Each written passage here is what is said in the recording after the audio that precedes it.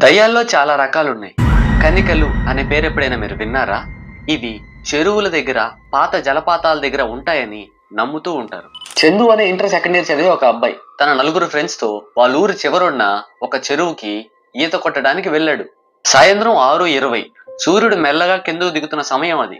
అప్పుడే వాళ్ళందరూ చెరువులోంచి బయటకు వచ్చి వాళ్ళ ఇళ్ళకి వెళ్తూ ఉన్నారు. అలా కొద్ది దూరం వెళ్ళిన తర్వాత సడన్ గా చందుకు ఒక విషయం గుర్తొస్తుంది. తన పర్సుని తను ఆ చెరువు దగ్గరే మర్చిపోయాడు. ఆ పర్సులో రేపు కాలేజ్ ఫీజు కట్టడానికి వాళ్ళ నాన్న ఇచ్చిన డబ్బులున్నాయి. ఆ పర్సుని తెచ్చుకోవడానికి మళ్ళీ ఆ చెరువు దగ్గరికి వెళ్దామని చందు వాళ్ళ ఫ్రెండ్స్ ని అడిగాడు. బట్ వాళ్ళెవరూ చందుతో రాలేదు. చందు ఏం చేయలేని స్థితిలో మళ్ళీ చెరువు దగ్గరికి ఒక్కడే అడుగులు వేశాడు. ఆ చెరువు దగ్గరికి వెళ్లి తన పర్సును చేతికి తీసుకొని తల ఎత్తి పైకి చూస్తే మొత్తం చీకటి.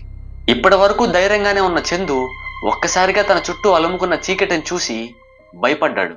ఫాస్ట్ గా అడుగులు ముందుకు వేస్తూ వెళ్తూ ఉన్నాడు.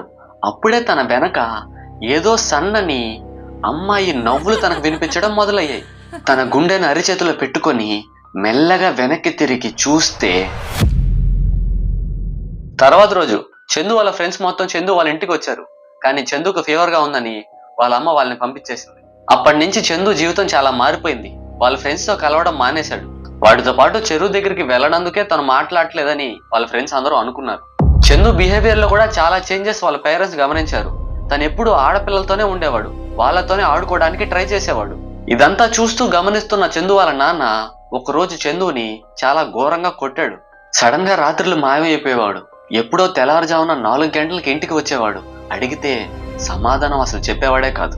ఇదంతా చూస్తూ భయపడిపోయిన వాళ్ళ పేరెంట్స్ ఒక తాంత్రికుడి దగ్గరికి చందుని తీసుకెళ్లారు. ఆ తాంత్రికుడు అంజన వేసి కరెక్ట్ గా 19 రోజుల క్రితం ఆ చెరువు దగ్గర చందుని ఒక కనిక ఆవహించిందని చెప్పాడు.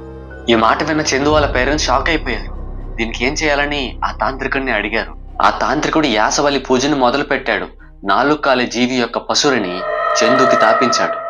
ఆ పూజ చేసిన 3 రోజులకి చందులో మార్పుల్ని వాళ్ళ పేరెంట్స్ గమనించారు. పెళ్లి కాకుండా ఎలాంటి కోరికలు తీరకుండా చనిపోయిన అమ్మాయిల ఆత్మలే కనికలుగా మారతాయని చెప్తూ ఉంటారు. అలాంటి కనికే చందు జీవితంలో కూడా వచ్చి వెళ్ళింది. ఇలాంటి మరిన్ని హారర్ స్టోరీస్ కోసం ఈ వీడియోకి లైక్ చేసి మా ఛానల్ని సబ్స్క్రైబ్ చేసుకోండి.